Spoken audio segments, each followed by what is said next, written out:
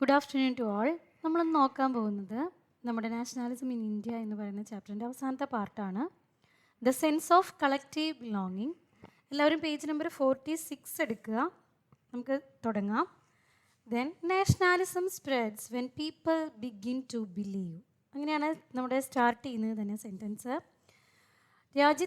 ഒരു രാജ്യത്തിലെ ആളുകൾ ഒരേ രാഷ്ട്രത്തിൻ്റെ ഭാഗമാണെന്ന് മനസ്സിലാക്കുന്ന നിമിഷം മുതൽ തന്നെ ദേശീയത എന്ന വികാരം വളരാൻ തുടങ്ങുകയാണ്. Nationalism spreads when people begin to believe. ജനങ്ങൾ വിശ്വസിക്കാൻ തുടങ്ങുന്നിടത്താണ് എന്ത് വളരാൻ തുടങ്ങുന്നത്? നാഷണാലിസം എന്ന ദേശീയത വളരാൻ തുടങ്ങുന്നത്. കാലാകാലങ്ങളായിട്ട് തങ്ങളെ വേർതിരിച്ചിരിക്കുന്നതെല്ലാം മതം, ഭാഷ, പ്രദേശം എന്നിവയെ മറികടന്ന് ഒറ്റ ആളുകളാണ് എന്ന ബോധം ജനിക്കുമ്പോൾ ആളുകൾ തമ്മിലൊരു ഐക്യം ഉണ്ടാവുകയാണ്. ഓക്കെ, നമ്മളെല്ലാവരും ഒന്നാണ്, ഒരുമിച്ചാൽ മാത്രമേ നമുക്ക് മുൻപോട്ട് പോകാൻ കഴിയൂ. ഇതുപോലെയാണ് ഒരു രാജ്യത്ത് ദേശീയത വരുന്നത്. എങ്ങനെയാണ് ഒരു ദേശം ആളുകളുടെ മനസ്സിൽ യാഥാർത്ഥ്യമായിട്ട് മാറിയിട്ടുള്ളത്? അല്ലെങ്കിൽ വ്യത്യസ്ത ഭാഷകൾ, മതങ്ങൾ, പ്രദേശങ്ങളുള്ള ആളുകൾ എങ്ങനെ നാം ഒരുമയാണ് അല്ലെങ്കിൽ നാം ഒന്നാണ് എന്ന ബോധം ഉണ്ടാക്കി എന്ന ക്വസ്റ്റ്യൻസ് ആണ് ഇവിടെ ചോദിക്കുന്നത്. How did people belonging to different communities, regions or language groups develop a sense of collective belonging? എങ്ങനെയാണിത്? The sense of collective belonging came partly through the experience of united struggles. Okay, ഒന്നിച്ച് നടത്തിയ പോരാട്ടങ്ങൾ അല്ലെങ്കിൽ ഒന്നിച്ച് നടത്തിയ യുദ്ധങ്ങൾ, ഒന്നിച്ച് നടത്തിയിട്ടുള്ള സ്ട്രഗിളുകൾ, കൂട്ടായ്മ എന്താണ്, ഒന്നിച്ച് നടത്തിയ പോരാട്ടങ്ങൾ ആളുകളുടെ ഉള്ളിൽ ഒരു ബോധം വളർത്തി. എങ്ങനെയുള്ള ബോധം? തങ്ങൾ ഒന്നാണ്. ഉദാഹരണത്തിന് ബ്രിട്ടീഷ് ഭരണത്തിനെതിരെ പോരാടുമ്പോൾ ഹിന്ദു, മുസ്ലിം, സിഖ്, തമിഴ്, ബംഗാളി, മലയാളി എന്നിങ്ങനെയുള്ള എന്തുണ്ടായിരുന്നില്ല? വേർതിരിവുകൾ ഉണ്ടായിരുന്നില്ല. എല്ലായിടത്തുമുള്ള ആളുകൾ ഒരുപോലെ തെരുവിലിറങ്ങി. അവർക്കൊരു അനുഭവം ഉണ്ടായി. എന്തായിരുന്നു അവർക്കുണ്ടായ ഒരേ ഒരു ഫീലിംഗ്? നാം ഒരുമിച്ച് പോരാടുന്നുവെങ്കിൽ നാം ഒരേ രാജ്യത്തിൻ്റെ മക്കളാണ്. പക്ഷേ ഇതോടെ മാത്രം ദേശീയത എന്ന് പറയുന്നൊരു സംഭവം ഉണ്ടായില്ല. പകരം പല സാംസ്കാരിക ഘടകങ്ങളും ഈ ഒരു വികാരത്തെ ശക്തമാക്കി. ആ ഒരൊറ്റ കാരണം മാത്രമല്ല, പല കാര്യങ്ങളുണ്ടായിരുന്നു, പല സാംസ്കാരിക ഘടകങ്ങളും ഇതിലുണ്ടായിരുന്നു. അതിലേറ്റവും പ്രധാനമായിരുന്നു fiction and literature, folklore and songs, popular Prince and symbols. ഇതൊക്കെ എന്തിനു വേണ്ടിയിട്ടായിരുന്നു? ചരിത്ര കഥകളും വീരകഥകളും പഴയ കാലങ്ങളെ ഓർമ്മിപ്പിക്കുന്നതിന്, ജനകീയമായിട്ടുള്ള പാട്ടുകൾ, ജനപ്രിയ ചിത്രങ്ങൾ, ആശയങ്ങൾ പ്രകടിപ്പിക്കുന്ന ചിഹ്നങ്ങൾ, ഇവയെല്ലാം ജനങ്ങളുടെ മനസ്സ് ദേശീയതയിലേക്ക് ആകർഷിച്ചു. These elements inspired people, made them proud of being a part of a nation and motivated them to join the struggle for independence. ഇവരെ ഇൻഡിപെൻഡൻസ്, സ്വാതന്ത്ര്യം വേണം എന്നുള്ള സമരത്തിലേക്ക് എന്തു ചെയ്തു? ഇൻസ്പയർ ചെയ്തു. Then sense of collective belong. അതെന്താണത്? നാഷണാലിസം ആൻഡ് യൂണിറ്റിയാണ്. ഓക്കെ, ഇനി എന്താണ് പറയുന്നത്? നമ്മുടെ പേജ് നമ്പർ 47 വരിക. പേജ് നമ്പർ 47 പറയുന്നത് the identity of the nation image, അല്ലെങ്കിൽ ഒരു രാജ്യത്തെ നമ്മൾ ഐഡൻറ്റിഫൈ ചെയ്യുന്ന ഐഡൻറ്റിറ്റി, ഒരു രാജ്യത്തിന് നമ്മളൊരു സിമ്പലായിട്ട്, ഒരു രാജ്യം എന്ന ആശയം മനുഷ്യരുടെ മനസ്സിൽ ഉറച്ചു നിൽക്കാൻ വേണ്ടിയിട്ട് അതിനെ ഒരു ചിത്രമോ രൂപമോ ഒക്കെ ആയിട്ട് കാണാനായിട്ട് നമ്മൾ പഠിക്കുന്നു, അല്ലെങ്കിൽ കാണാൻ കഴിയുകയാണ്.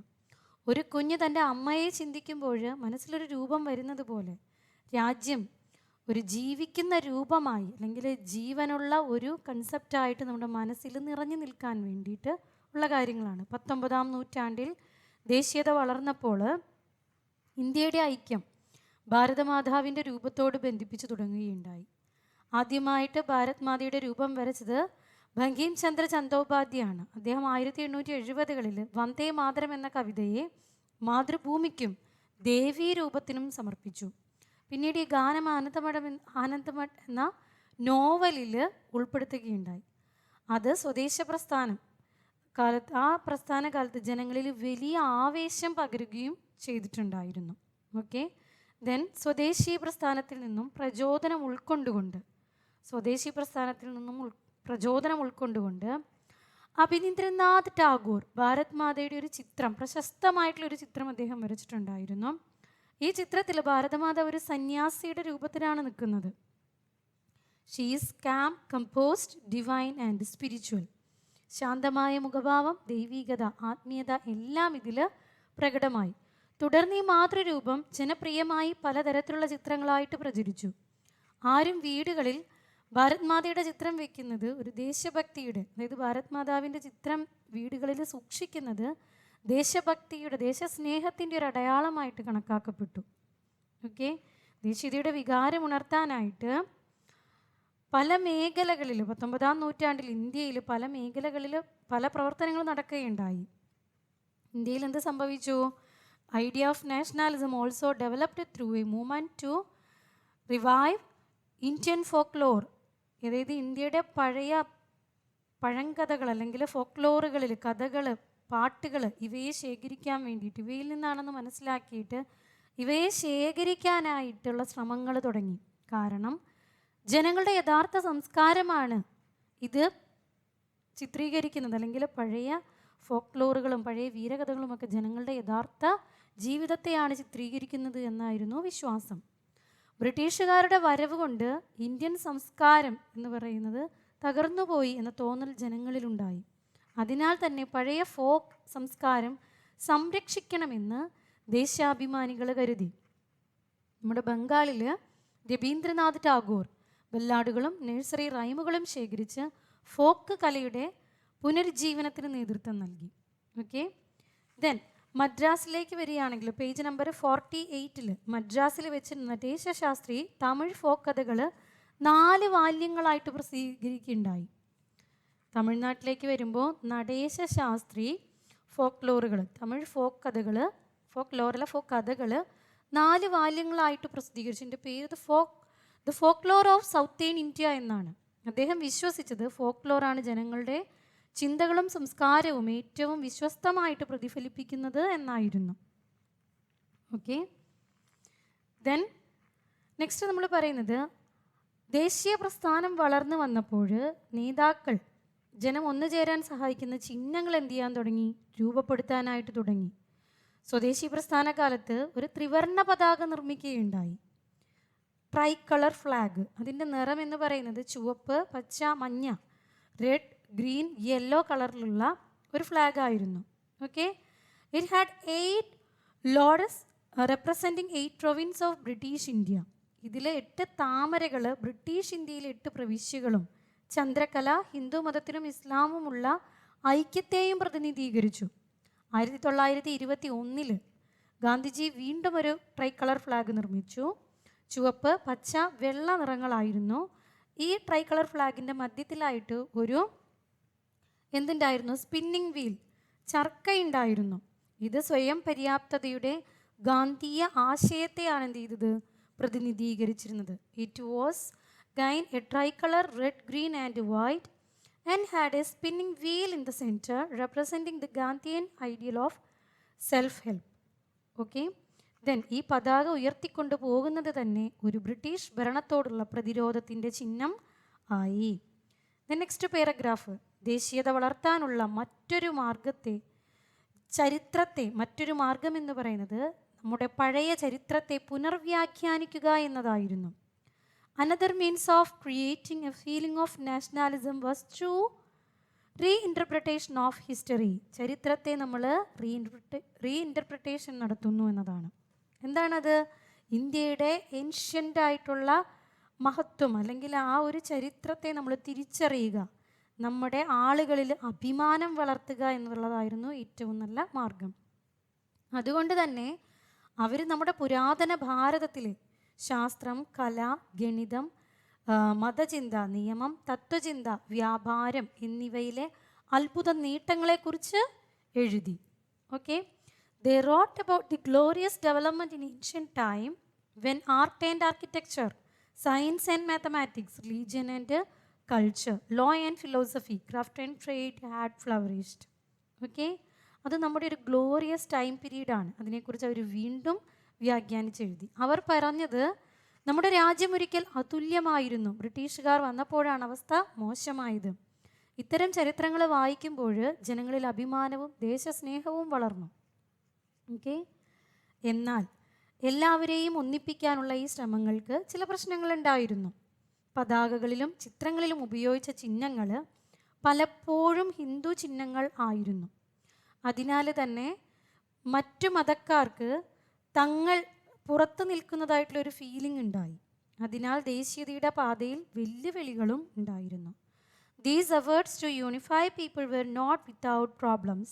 When the past being glorified was Hindu, when the image celebrated were drawn from Hindu iconography, then people of other communities felt left out. Then നമ്മൾ ഇതിൻ്റെ കൺക്ലൂഷനിലേക്ക് വരികയാണ്.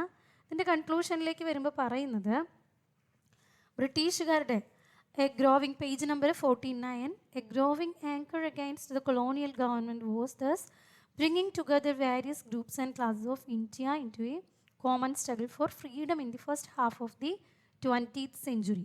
20ാം നൂറ്റാണ്ടിൻ്റെ ആദ്യ കാലഘട്ടങ്ങളിൽ തന്നെ, അതായത് ബ്രിട്ടീഷുകാരുടെ അനീതിയും ചൂഷണവും ഉള്ള കാര്യങ്ങൾ കൂടി വന്നപ്പോൾ ജനങ്ങൾക്ക് അവരോട് ഭയങ്കര വെറുപ്പായിട്ട് തീരുന്നുണ്ടായിരുന്നു. ഇന്ത്യയിലെ വിവിധ വിഭാഗങ്ങളിലുള്ള ആളുകളെ ഒരു പൊതു ലക്ഷ്യത്തിലേക്ക് കൂട്ടിച്ചേർക്കാനായിട്ട് ഇത് കാരണമായി. അതായത് എന്തായിരുന്നു അത്? സ്വാതന്ത്ര്യം നേടുക. 20ാം നൂറ്റാണ്ടിൻ്റെ ആദ്യം മഹാത്മാഗാന്ധിയുടെ നേതൃത്വത്തിൽ കോൺഗ്രസ് ജനങ്ങളുടെ ഈ പരാതികളും വേദനകളും ഒക്കെ കേൾക്കുകയും അതിനെ ഒരു സംഘടിത പ്രസ്ഥാനങ്ങളാക്കി മാറ്റുകയുമാണ് ചെയ്യുന്നത്. അവർ പറഞ്ഞു, നമ്മുടെ വേദനകളൊന്നാണ്, അതിനാൽ നമുക്ക് ഒരുമിച്ച് പോരാടണം. ഈ കൂട്ടായ്മ വഴിയാണ് ദേശീയ ഐക്യത്തിൻ്റെ ആദ്യ അടിസ്ഥാനം പാകിയത്. എന്നാൽ സ്വാതന്ത്ര്യ സമരത്തിൽ പങ്കെടുത്തവരുടെ സ്വപ്നങ്ങളും ആവശ്യങ്ങളും വളരെയേറെ വ്യത്യസ്തങ്ങളായിരുന്നു. ഒരു കുടുംബത്തിലെ കുട്ടികൾക്ക് ഓരോരുത്തർക്കും വേറെ വേറെ ആഗ്രഹങ്ങളുള്ളതുപോലെ ഇന്ത്യയിലെ ഓരോ വിഭാഗത്തിൽപ്പെട്ട ആളുകൾക്കും അവരുടെ ആഗ്രഹങ്ങളും ആവശ്യങ്ങളും വേറെയായിരുന്നു. കർഷകരുടെ ആവശ്യം ഒരാവശ്യമായിരുന്നെങ്കിൽ വ്യവസായികൾക്ക് മറ്റൊരാവശ്യമായിരുന്നു. തൊഴിലാളികൾക്ക് അവരുടെ തൊഴിൽ മേഖലകളുമായി ബന്ധപ്പെട്ട ആവശ്യങ്ങളും സ്ത്രീകൾക്ക് മറ്റൊരാവശ്യവും ഉണ്ടായിരുന്നു. വിദ്യാർത്ഥികളും മറ്റൊരു പ്രതീക്ഷ വെച്ച് പുലർത്തി. അതായത് എല്ലാ വിഭാഗങ്ങളും സ്വാതന്ത്ര്യം ആഗ്രഹിച്ചു. പക്ഷേ സ്വാതന്ത്ര്യം എന്താണ് എന്ന് ഓരോ കൂട്ടരും വ്യത്യസ്തമായിട്ടാണ് കണ്ടത്. ഓക്കെ, കോൺഗ്രസ് ഈ വ്യത്യാസങ്ങളെയൊക്കെ മനസ്സിലാക്കി അവയെ ഒന്നിച്ച് കൊണ്ടുപോകുവാൻ വേണ്ടിയിട്ട് ശ്രമിച്ചു. ഒരു വിഭാഗത്തിൻ്റെ ആവശ്യങ്ങൾ മറ്റൊരു വിഭാഗത്തെ വേദനിപ്പിക്കാതിരിക്കാനായിട്ട് ശ്രമിച്ചു. എന്നാൽ എല്ലാ കാലത്തും ഇത് എളുപ്പമായിരുന്നില്ല. ചില സമയങ്ങളിൽ ഐക്യം വളരെ ശക്തമായിരുന്നു. ഗൃഹത്തിൽ ഒരു കുടുംബം പോലെ, അതായത് ഒരു വീട്ടിൽ ഒരു കുടുംബം പോലെ എല്ലാവരും ഒന്നിച്ച് നിൽക്കുന്ന ദിവസങ്ങളും, എന്നാൽ ചില അഭിപ്രായ വ്യത്യാസങ്ങളും ചിലപ്പോൾ തർക്കങ്ങളും ഒക്കെ ഉണ്ടായിക്കൊണ്ടിരുന്നു. ഇനി പാരഗ്രാഫ് 4ലേക്ക് വരികയാണെങ്കിൽ, നമ്മുടെ ചുരുക്കത്തിൽ നമ്മൾ പറയുകയാണെങ്കിൽ, ഇവിടെ രൂപപ്പെട്ടുകൊണ്ടിരുന്നത് അതായത് ഒരു ബഹുസ്വര രാഷ്ട്രമായിരുന്നു. വ്യത്യാസങ്ങൾ നിറഞ്ഞ ജനങ്ങൾ ഒന്നായി ചേർന്ന് സ്വാതന്ത്ര്യത്തിനായിട്ട് പോരാടിയ ഒരു രാജ്യം. That is the university in diversity. Next നമുക്ക് നോക്കാം, ക്വിറ്റ് ഇന്ത്യ മൂവ്മെൻ്റ് ആണ്. അവിടെ ഒരു ബോക്സിൽ കൊടുത്തിട്ടുണ്ട്. 1942 ക്രിപ്സ് മിഷൻ പരാജയപ്പെട്ടത് കൂടി ലോകമഹായുദ്ധത്തിൻ്റെ കഷ്ടപ്പാടുകൾ, അല്ലെങ്കിൽ അത് നമുക്ക് ഭയങ്കരമായിട്ടുള്ള ബുദ്ധിമുട്ടുകൾ വരുത്തി വെച്ചു. ഇന്ത്യയിൽ വലിയ അസന്തോഷവും ഇത് സൃഷ്ടിക്കുകയുണ്ടായി. ഇന്ത്യക്കാർക്ക് തോന്നിയ ചിന്ത ബ്രിട്ടീഷുകാർ ഇവിടെ നിന്ന് പോകണം എന്ന് തന്നെയായിരുന്നു. 1942 ക്രിപ്സ് മിഷൻ്റെ പരാജയത്തോട് കൂടിയിട്ട് 1942 ജൂൺ 14 വാർധയിൽ കോൺഗ്രസ് വർക്കിംഗ് കമ്മിറ്റി കൂടിയപ്പോൾ അവരൊരൊറ്റ തീരുമാനമെടുത്തു, ബ്രിട്ടീഷുകാർ ഇന്ത്യ വിട്ടു പോകണം, ദാറ്റ് ഈസ് ക്വിറ്റ് ഇന്ത്യ. തുടർന്ന് 8 ഓഗസ്റ്റ് 1942 ബോംബെയിൽ ഓൾ ഇന്ത്യ കോൺഗ്രസ് കമ്മിറ്റി ഈ പ്രമേയം പാസാക്കി. ഗാന്ധിജി പ്രസ്താവിച്ചു, ഇതാണ് എൻ്റെ ജീവിതത്തിലെ നിർണായക നിമിഷം. പ്രവർത്തിക്കുക അല്ലെങ്കിൽ മരിക്കുക, ഡു ഓർ ഡൈ. ഈ ആഹ്വാനം രാജ്യമെങ്ങും തീ പോലെ പടർന്നു. ആളുകൾ സ്വയമേ പ്രസ്ഥാനത്തിൽ വന്നു ചേരാൻ തുടങ്ങി. വിദ്യാർത്ഥികൾ, കർഷകർ, തൊഴിലാളികൾ, സ്ത്രീകൾ, അങ്ങനെ എല്ലാ വിഭാഗങ്ങളിൽ നിന്നുമുള്ള ആളുകൾ ഈ പ്രസ്ഥാനത്തിൽ വന്നു. ഗ്രാമങ്ങളിലും നഗരങ്ങളിലും പ്രക്ഷോഭങ്ങൾ, മാർച്ചുകൾ എന്നിവ നടന്നു. മുദ്രാവാക്യങ്ങൾ എങ്ങും എവിടെയും കേൾക്കാനുണ്ടായിരുന്ന ഒരേ ഒരു ശബ്ദം എന്ന് പറയുന്നത് ബ്രിട്ടീഷ് ഇന്ത്യ വിടുക, ക്വിറ്റ് ഇന്ത്യ എന്നതായിരുന്നു. സ്ത്രീകളേറെ സജീവമായിട്ട് പങ്കെടുത്തു. അവർ പ്രചാരണങ്ങൾ നടത്തി, സേവാ സമിതികൾ സംഘടിപ്പിച്ചു. അനവധി വനിതകൾ ജയിലിൽ അടയ്ക്കപ്പെട്ടു. അന്നത്തെ സ്ത്രീകളുടെ പങ്കാളിത്തം ക്വിറ്റ് ഇന്ത്യ പ്രസ്ഥാനത്തെ ശക്തിയും ധൈര്യവും ഒരുപാട് പകർന്നതായിട്ടാണ് ചരിത്രകാരന്മാർ പറയുന്നത്. ബ്രിട്ടീഷ് സർക്കാർ പ്രസ്ഥാനം ക്രൂരമായി അടിച്ചമർത്തിയെങ്കിലും ജനങ്ങളുടെ മനസ്സിൽ സ്വാതന്ത്ര്യത്തിനുള്ള തീ കെടുത്താൻ ബ്രിട്ടീഷുകാർക്ക് കഴിഞ്ഞില്ല. ബ്രിട്ടീഷ് ഭരണത്തിനെതിരെ ജനങ്ങൾ മടുത്തുപോയിരുന്നു. കഴിഞ്ഞുപോയ വർഷങ്ങളെ അവർ തിരിച്ചുപിടിക്കാൻ തയ്യാറായി. അങ്ങനെ ക്വിറ്റ് ഇന്ത്യ മൂവ്മെൻറ്റ് ഇന്ത്യൻ സ്വാതന്ത്ര്യ സമരത്തിലെ ഏറ്റവും വലിയ ജനപ്രസ്ഥാനമായിട്ട് മാറുകയാണ് ഉണ്ടായിട്ടുള്ളത്. ഓക്കെ, ഇത്രയും ഭാഗം നിങ്ങൾക്ക് ക്ലിയറായിട്ട് മനസ്സിലായി എന്ന് വിചാരിക്കുന്നു. നിങ്ങൾ ടെക്സ്റ്റ് ബുക്ക് നന്നായിട്ട് വായിക്കുക, നന്നായിട്ട് പഠിക്കുക. അപ്പോൾ നമ്മുടെ നാഷണാലിസം ഇൻ ഇന്ത്യ എന്ന് പറയുന്ന ചാപ്റ്റർ കഴിഞ്ഞു. Okay, thank you.